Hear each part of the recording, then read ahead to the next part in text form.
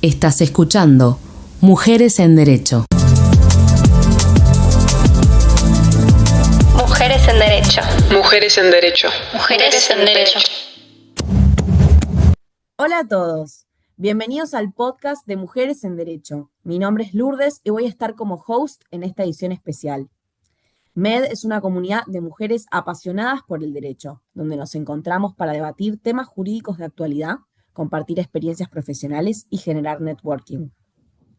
En este episodio vamos a hablar de la actualidad del agro argentino, los desafíos jurídicos que enfrenta el sector y cómo es construir una carrera como abogada en esta industria, junto a Florencia Fernández Silva, una referente del derecho agrario y corporativo. Florencia, es un placer tenerte acá. ¿Cómo estás? Hola Lourdes, ¿cómo estás? Bueno, muchas gracias por la convocatoria. La felicito por el trabajo que están haciendo, así que bueno, nada, feliz de compartir la experiencia con ustedes. Muchas gracias a vos por venir, Flor. Les contamos a los oyentes quién es Florencia antes de empezar. Flor es abogada, egresada en la Universidad de Buenos Aires, es especialista en Derecho Económico y Empresarial y en agronegocios. Cursó sus especializaciones y posgrados en la Universidad de Buenos Aires, en la Universidad Católica Argentina y en la Universidad Austral. Actualmente es asociada en el estudio jurídico Casañe y desde el año 2008 se desempeña como Legal Counsel en la Sociedad Rural Argentina, que sabemos que es una institución de gran peso histórico institucional en el país, clave en la agenda agroindustrial y en el diálogo con el Estado en temas de política agraria.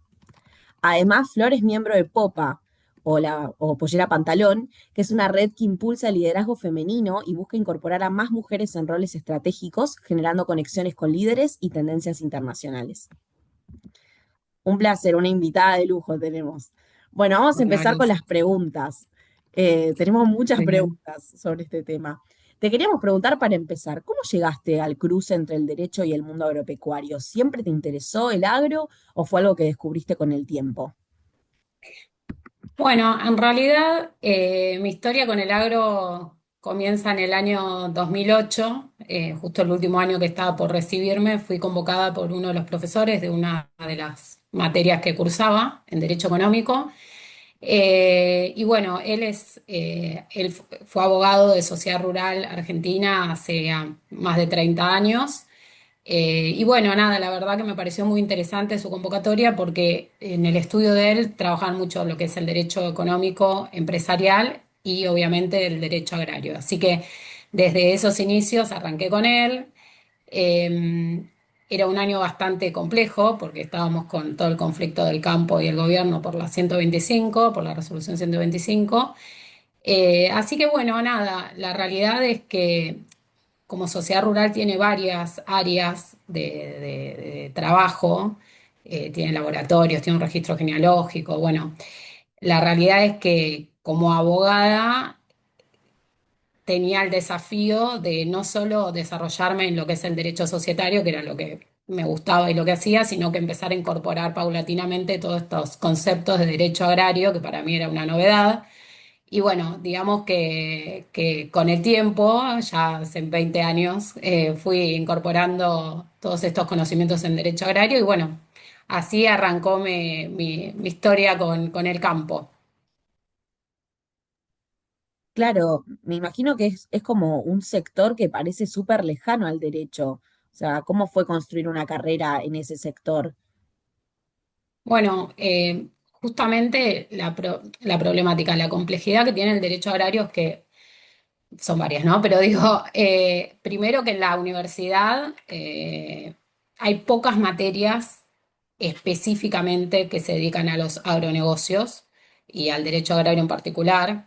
Eh, y otra complejidad que tiene es que hay muchas normas vinculadas con el área que son muy viejas y entonces eso implica que el profesional tiene que recurrir a diferentes herramientas, no solo normativas, porque a diferencia de otras materias, uno, por poner un ejemplo, va al Código Civil y Comercial y encuentra una respuesta fácilmente. Y la realidad es que las problemáticas que se presentan en el sector son tan algunas novedosas y otras variadas, que uno tiene que recurrir no solo a la normativa, que encima mucha es vieja, vamos a decir obsoleta, sino que tiene que recurrir a dictámenes, a usos y costumbres, porque tenemos que tener en cuenta que todo lo que es el área agro se guía mucho por la palabra, los usos y costumbres. Entonces, bueno, por suerte, ya después de tantos años, uno cuenta con diferentes herramientas que permiten dar una respuesta a un problema fundado en derecho y también teniendo en cuenta todo este mundo agro, los usos y costumbres y bueno, toda la historia que conlleva dar una solución efectiva, pero también sólida jurídicamente. Muy interesante. Me imagino que llegan muchísimos problemas como legal counsel en la sociedad rural. ¿Cuáles son esos problemas que suelen llegar? ¿Qué tipo de temas jurídicos atraviesa el sector hoy en día? Bueno, a ver, en lo que es el trabajo diario, particularmente en mi trabajo, realmente que las consultas son súper variadas. Eh, Puedo iniciar un día con una consulta neto de derecho societario, como una problemática que tiene un socio de la entidad o la interpretación de un reglamento para una próxima asamblea. De pronto analizo documental vinculada a la transferencia de animales pedigree, porque Sociedad Rural tiene un registro de animales pedigree. Eh, Después, por ejemplo, Sociedad Rural participa en mesas de, bueno, no solo en la mesa de enlaces, sino en otros organismos, el IPCBA, el INTA, bueno, que ahora está con estas últimas novedades. Entonces, también se generan temáticas que implican de nuestro análisis o incluso proyectos de ley en donde sociedad rural es convocada, entonces uno lo analiza desde el punto legal y les da una devolución a la entidad para que, bueno, obviamente, más todo el expertise propio de la actividad productiva puedan dar una respuesta sólida. Te diría que hace muchos años hay dos temas que interpelan al sector. eh, que básicamente, bueno, es la inconstitucionalidad de los derechos de exportación o las llamadas retenciones. Y el otro tema es la fricción permanente que hay entre la ley de semillas y los tratados internacionales. Y bueno, obviamente esas fricciones y esas problemáticas ya llevan mucho tiempo. No se encuentra una solución fácil porque no es solamente una cuestión jurídica, sino también hay muchos intereses, incluso también, si se quiere, es una cuestión que requiere de una solución política, legislativa. Entonces son dos temas que hacen que yo creo que desde mis inicios, año a año, interpelan al sector y no se logra dar una respuesta. Esperemos que sí, en algún momento, porque como digo, genera muchas fricciones entre la parte jurídica y la realidad de los hechos y la realidad de los productores. Eh, Eso te diría que son como dos temas históricos a resolver. Y después hay temas coyunturales, por ejemplo, en estos meses, para poner dos ejemplos sintéticos, estamos con un conflicto en Misiones, en donde desde julio de este año se prohibió el uso del glifosato en toda la provincia. Y bueno, obviamente los productores están muy preocupados porque es un elemento de trabajo que utilizan diariamente, que está avalado internacionalmente por el momento. Entonces, bueno, y no tienen un sustituto para poder reemplazar. Hay muchos productores que exportan y requieren, le exigen, digamos, que utilicen herramientas validadas a nivel internacional, como es el glifosato, y al no tener un sustituto, se encuentran en este dilema de qué hacemos, ¿no? Bueno, eso es algo coyuntural. ¿Es un Y pesticida el...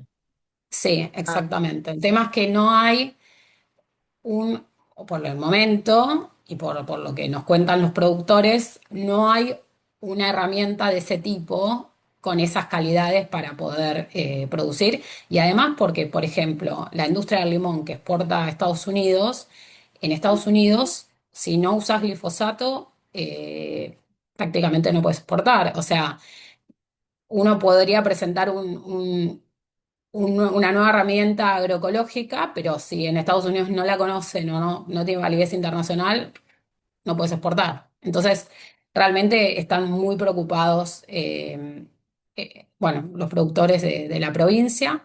Y después también, para poner un tema de novedad, hoy en día el tema de la desregulación sobre la fiebre aftosa.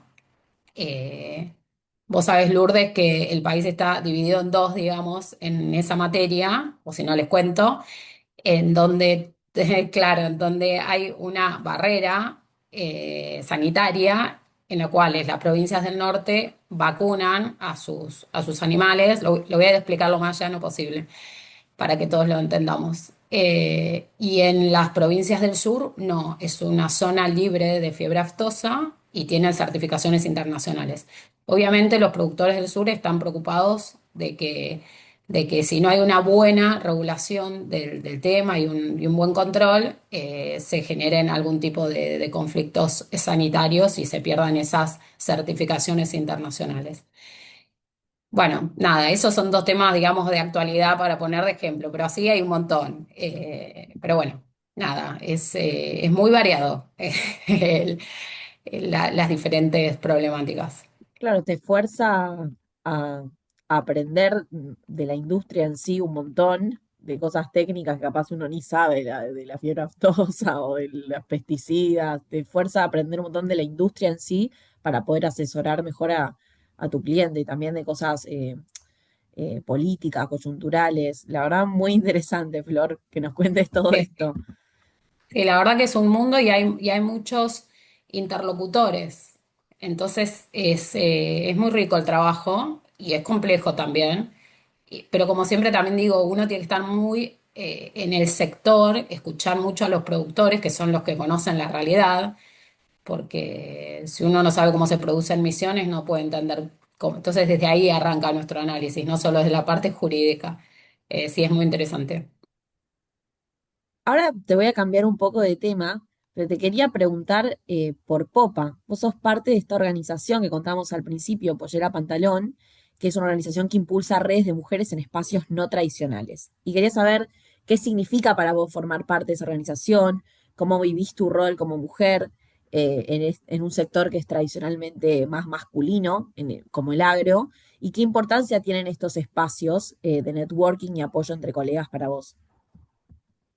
Bueno, sí, la verdad que cuando me convocaron a Popa, había una directora rural que ya era parte de la asociación y bueno, me hizo la propuesta, me pareció maravilloso porque es un grupo de mujeres, la verdad, muy talentosas, de diferentes disciplinas, que eso es muy bueno, o sea, hay empresarias, abogadas, escritoras, politólogas, médicas.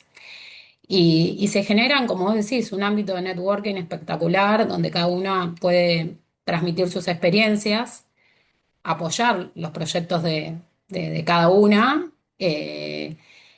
Y bueno, y también obviamente Popa apoya otros tipos de iniciativas, participamos de escenas de fundaciones, participamos de eventos. Entonces se genera un diálogo, una sinergia entre todas que es espectacular.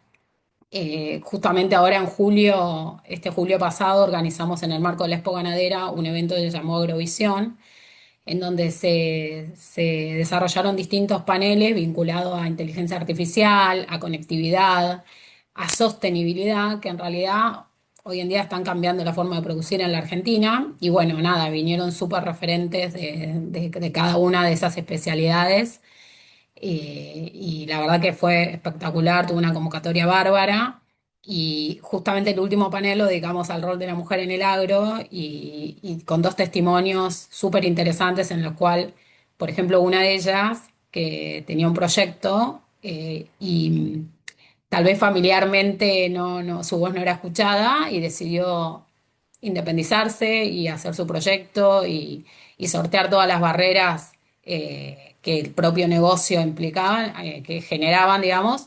Entonces fue muy lindo, estaba espectacular.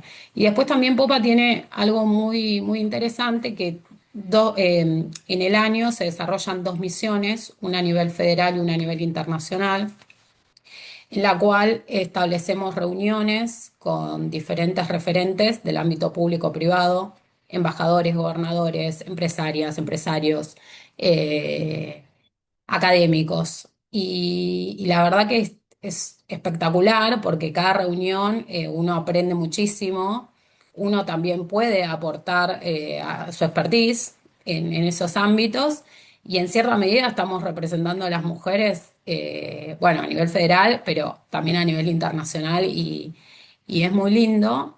Y bueno, en relación a tu pregunta de cómo es vivir como mujer en el desarrollo de mi profesión, en lo que es de materia agro, a ver, creo que como en varias industrias eh, se está produciendo lo que es una cuestión evolutiva histórica de incorporación de la mujer a diferentes actividades. Eso pasa en todos los ámbitos, no solo en el agrario.